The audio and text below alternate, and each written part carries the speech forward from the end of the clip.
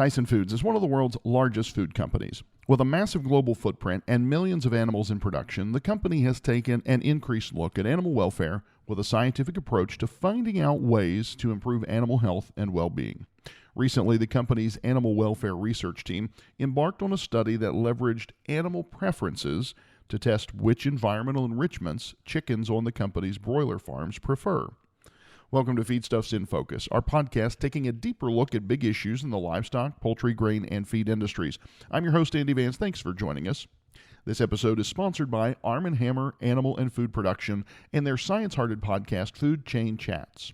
Check it out to hear insights on how the food supply chain is taking their experiences from 2020's disruptions into 2021. You can subscribe wherever you find your favorite podcasts.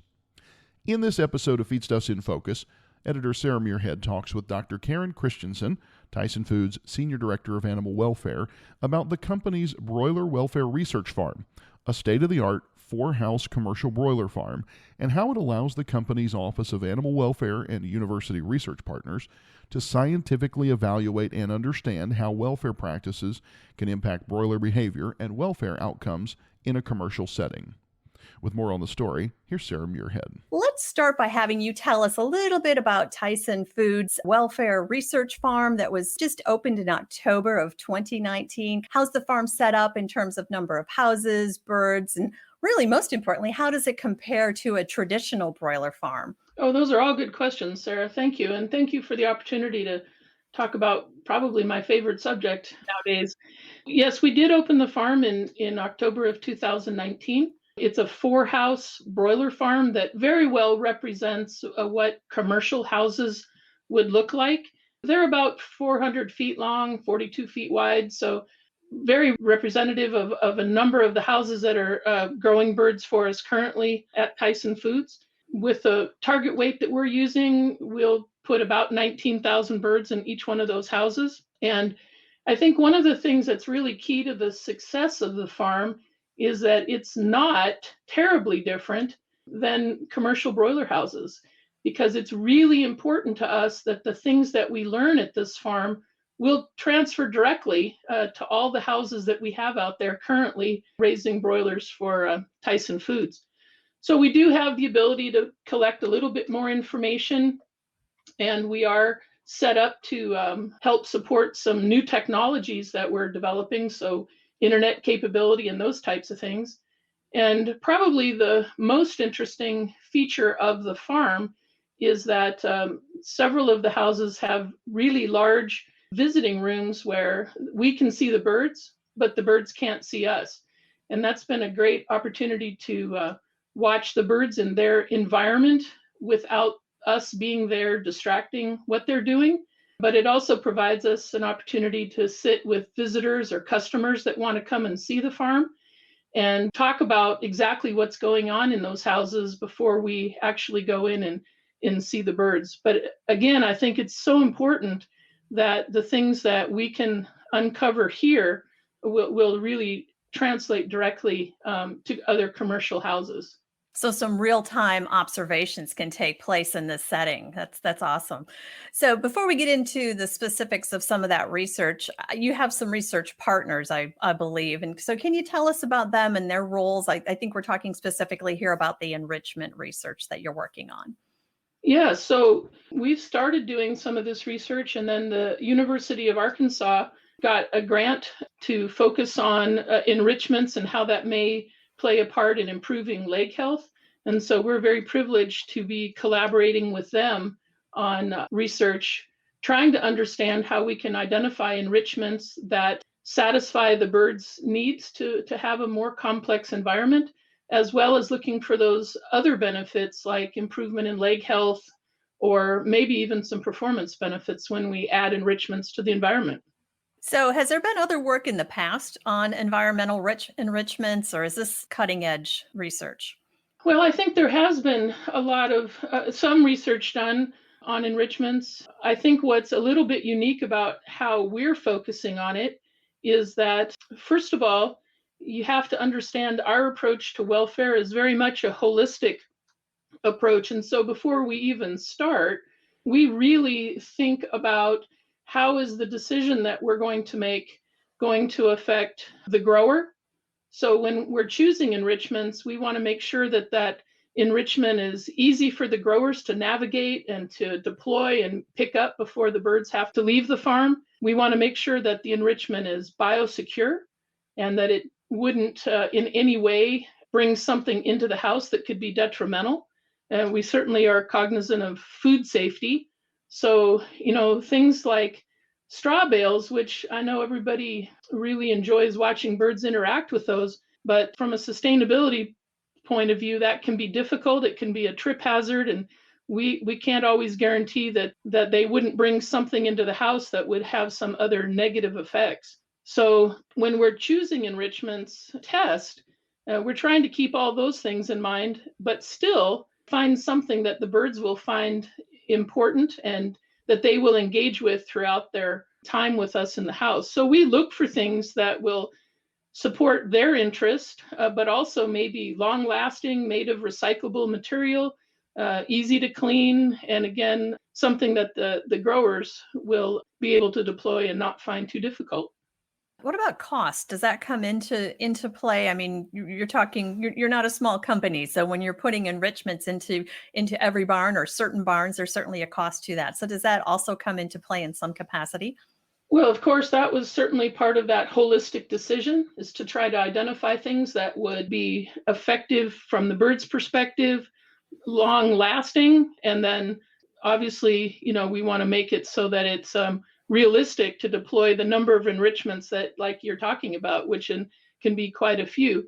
But at the same time, we also recognize that improving this aspect of the bird's welfare, when we're talking about a little bit more around the mental aspect of welfare, that enrichments are likely going to be a big part of that. And that's really what we're focusing on.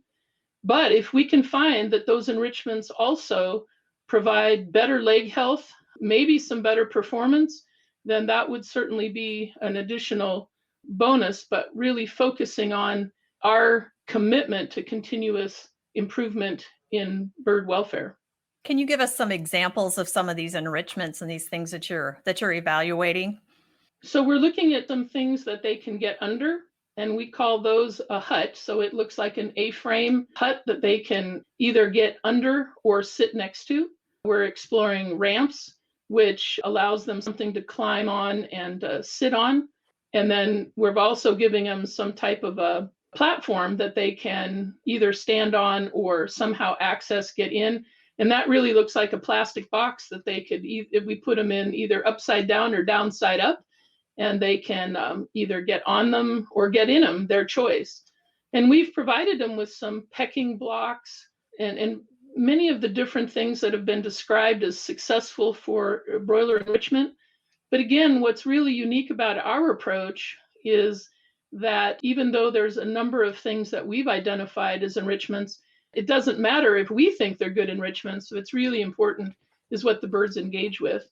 So we're really focusing on bird preference and asking them what's important to them, definitely involving their voice in the research.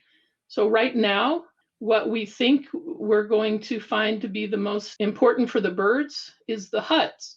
I think they've told us loud and clear, and if you can listen and give them that opportunity, they'll tell you that being able to get under something or alongside something gives them an added feeling of security that they seem to really enjoy.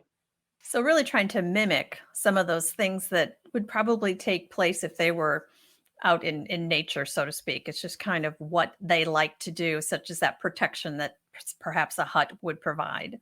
That's exactly right, Sarah. And these birds are obviously different when we look at them than what they would have been in more of a natural state.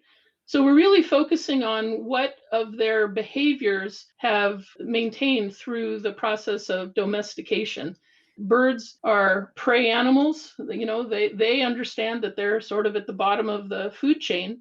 And although there's been a number of changes in these birds and they look very different, some of those behaviors have really come along with domestication. And the one of really trying to find a way to feel safe is, I think, one that has been highly preserved, and that really fits with them telling us that the hut seems to be their preference. So what about the ramp? Is that for roosting, or what purpose is that?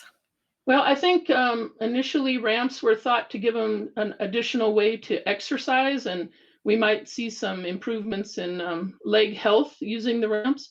But what we found, at least so far, is that they use the ramps some when they're early on, when it's sort of a novelty, but not so much as they get older. It tends to be not as interesting. We kind of laugh because instead what they do is really look to get underneath the ramp. So again, they're really trying to tell us that finding a place where they can go and rest and really feel that extra bit of security. It's kind of funny because they're certainly very secure in our chicken houses today. They have no worries about predators or really any danger. But that feeling that for just some period of time when they want to rest, that they can be really relaxed and feel secure, I think is really important. They really are showing us that they will add a little movement to their daily regimen by moving in and out of that hut to feel safe. And I think that that's probably where we're going to see any benefits in leg health, which I think it's likely. But again, our commitment is to really be a leader in animal welfare through research, innovation, and transparent communication. And I think that our style of preference testing and research really goes a long way to demonstrate that. You can watch Sarah's full interview with Dr. Karen Christensen of Tyson Foods via Feedstuffs 365, our virtual community and events platform. Feedstuffs 365 is part of your subscription to Feedstuffs and can be accessed via feedstuffs.com.